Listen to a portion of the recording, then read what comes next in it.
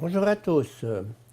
Je continue à vous partager des extraits du volume de Yves Semen sur la théologie du corps de Jean-Paul II. Divergence essentielle. En résumé, on peut dire en bref que les paroles du Christ selon Matthieu 5, 27, 28 ne permettent pas de nous en tenir à accuser le cœur et à le mettre en état de continuel soupçon, mais elles doivent être entendues et interprétées surtout comme un appel adressé au cœur. Cela découle de la nature même de l'éthos de la rédemption. Sur le fondement de ce mystère que saint Paul, Romains 8, 23, définit comme rédemption du corps, sur le fondement de la réalité appelée rédemption, et par conséquent sur le fondement de l'éthos de la rédemption du corps, nous ne pouvons pas nous arrêter à la simple accusation du cœur humain sur la base du désir et de la concupiscence de la chair. L'homme ne peut se borner à mettre le cœur en état de continuel et irréversible soupçon à cause des manifestations de la concupiscence de la chair et de la libido que, entre autres choses, un psychanalyste dévoile en analysant l'inconscient. La rédemption est une vérité, une réalité, au nom de laquelle l'homme doit se sentir appelé, et appelé avec efficacité. Il doit se rendre compte de cet appel également à travers les paroles du Christ selon Matthieu 5, 27, 28, relues dans le contexte entier de la révélation du corps.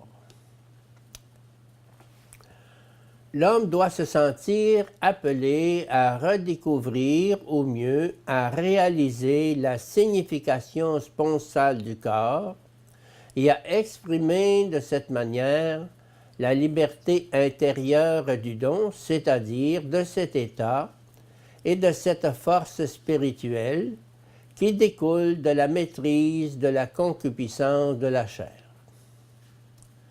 L'homme y est appelé par la parole de l'Évangile et donc de l'extérieur, mais en même temps, il est aussi appelé de l'intérieur. Les paroles du Christ qui, dans le sermon sur la montagne, se réfèrent au cœur, conduisent en quelque sorte l'auditeur à cet appel intérieur.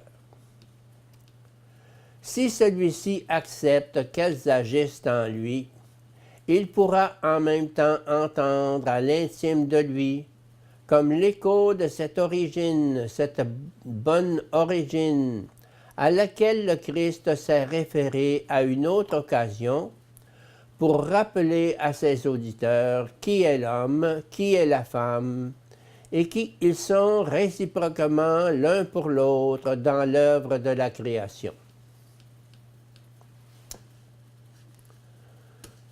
Les paroles que le Christ a prononcées dans le sermon sur la montagne ne sont pas un appel lancé dans le vide.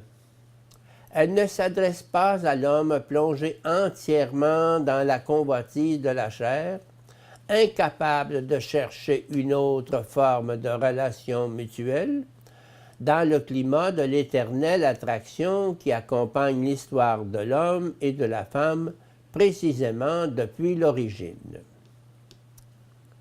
Les paroles du Christ attestent que la puissance originelle et donc également la grâce du mystère de la création devient pour chacun d'eux la puissance, c'est-à-dire la grâce du mystère de la rédemption. Cela regarde la nature même, le substrat même de l'humanité de la personne, les impulsions les plus profondes du cœur. L'homme n'éprouve-t-il pas, en même temps que la concupiscence, un profond besoin de préserver la dignité des relations réciproques qui ont leur expression dans le corps grâce à sa masculinité et à sa féminité. Ne ressent-il pas le besoin de les imprégner de tout ce qui est noble et beau?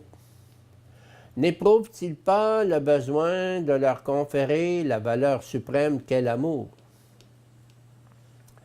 La signification du corps est, en un certain sens, l'antithèse de la libido freudienne.